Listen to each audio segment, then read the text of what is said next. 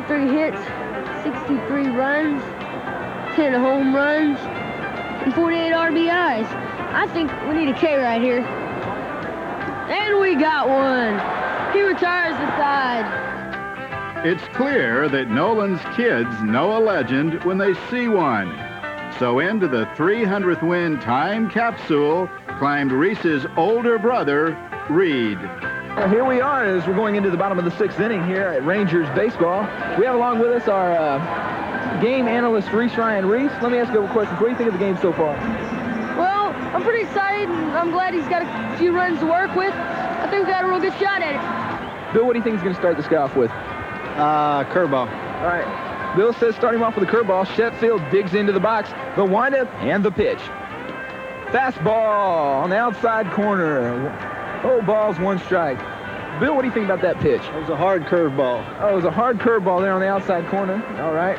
Ryan kind of walking around the mound right now, contemplating what his next pitch will be. Bill, what do you think he's going to come with? Curveball. Curveball. Bill Ziegler, you heard it here first. Curveball. 1-1. Ryan in the windup. And the pitch. Whoa, curveball right past him. Bill Ziegler with a perfect call, folks. Reese, what do you think of the way Bill Ziegler's been being the color man tonight? Well, I think he's doing a really good job. And then he did help Nolan prepare before the game with talking to him a lot. You know, there's a large crowd here tonight, some 400,000, you know. Is it a giveaway night? I think it's free hat night. I don't think there's 400,000. I think there's 40,000. 40,000, that's what I meant, 40,000. Yeah, I think it is free hat night because I don't know why else they'd want to be here. I know, you know, it's either free hat night or nickel beer night. I haven't yet decided, but we'll find out. When we find out, we'll get back to you soon. You know, I can't figure it out. I thought he had 6 or 7 Ks, but I look out there in the outfield and there's only 1 K. Yes, that's right. You know, if you go to the H section, to the J section, then to the K section, there is only 1 K hanging. But you know what, Reese? I think that's a seating section. You might be right. Yep, well, we'll soon find out. Nolan steps back, 3 balls, 2 strikes, payoff pitch. Ball 4, low and away. I don't know, do you think... Ryan, I think he should have got it up. That guy hasn't hit a lick all year anyways. Yeah, what do you think? You think Nolan's back's hurting him right now? No, I think he's still going strong. I think that's his first walk tonight. Yeah, he did walk him like an Egyptian. Vito goes out to the mound to talk to Nolan. You know, what do you think they're talking about? I think you're just making sure they got their signs straight. Yeah, the Rangers do have a very complicated signs, but I cannot reveal them on national TV. Yeah, there's a fairly large crowd tonight. What do you think they draw so many? See your dad pitch. Either one of these teams in the pennant race. Oh, strikes out the side to end the inning. This is Reese Ryan signing off live. Well, in the bottom of the 8th, while holding a tenuous 5-3 lead, Reese's father also signed off. A standing ovation for Nolan Ryan. 51,533 people in County Stadium, Milwaukee, on their feet, applauding the greatest strikeout pitcher, no-hit pitcher to ever put on a Major League Baseball uniform. So now it will be up to the Ranger bullpen to get Nolan Ryan his 300th victory. You won't have much more pressure as a reliever, but Brad Arnsberg made sure this family affair had a happy ending. Arnsberg's pitch, fly ball, center field. This should do it. Pettis makes the catch, and Nolan Ryan and the Rangers are victorious. And you can charge up the bus for Cooperstown. Nolan Ryan officially has had his ticket validated. But while Cooperstown gets the legend, there's another little town that gets the real thing. It's where Ryan was raised. It's where Ryan still lives. It's where Ryan can just be Ryan.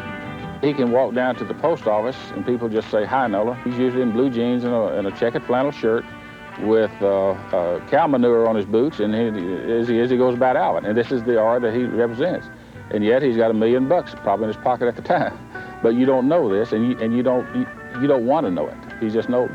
He's just a common, ordinary citizen, guy who loves to ride his horse and go look at his cattle and go to the high school baseball games. He's been at Little League games this year, he and Ruth both, and they're just Ruth's and Mother's Club, and they're just everyday, common Alvin people.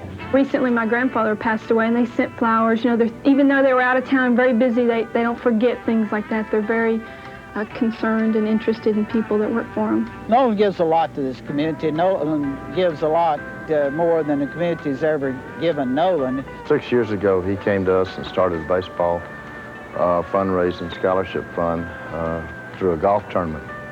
And the proceeds from that golf tournament go to the baseball program. Most of the people in Alvin would rather defend and protect Nolan other than to try to use him and stick him out front. He means everything to Alvin. He is Mr. Alvin. Who ever heard of Alvin, Texas before Nolan came along? Nolan's done all right by baseball, but he also has a lucrative cattle business. And not so long ago, he bought a bank. Nolan is 100% owner and chairman of the board, and he fits in perfectly. It's probably one of the greatest things that's ever happened to this bank. Not everyone can own a bank. The question is, if he owns it, will they come? Well, I don't know that they will, but I'd like them to. And why would Nolan want to buy a bank? Well, maybe it's because he already owns the post office. Well, we get around 250 to 300 letters a day. We process the mail. I sign pictures. We put a picture back in the mail and send it back to them. We have a policy that if it's for a benefit, auction item for a benefit, then we send something for that. So we try to be as accommodating as time allows. He signs every picture himself. He's never wanted to get a stamp. He feels very a sense of loyalty to his fans. He's the rarest of athletes, devoid of ego. Is there anyone who doesn't marvel at the things he's done? We had been to a cattle sale up at Houston at the old Shamrock Hilton Hotel here several years ago. After the sale was over, we'd gone to a place up in Houston, and we were eating barbecue and had some great big onion rings. And we were sitting there eating, just he and I. There was 4 or 5 ladies at a couple of tables down. They kept staring at us, and we knew that they'd recognize him the way they were looking. One lady got up with her camera, and she came down and said, sure hate to bother you while you're eating, but we're from New York, and we've never seen onion rings that size. Says, could we take a picture of those onion rings?